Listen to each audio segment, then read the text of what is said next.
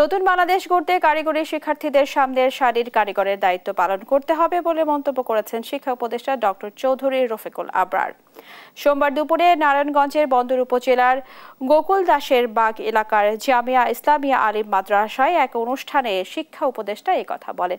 এ সময় তিনি আরো বলেন, আগামী দিনে যারাই নির্বাচিত হয়ে জনপ্রতিনিধি হবে তারা জনগণের স্বপ্ন বাস্তবায়ন করতে কাজ করবে।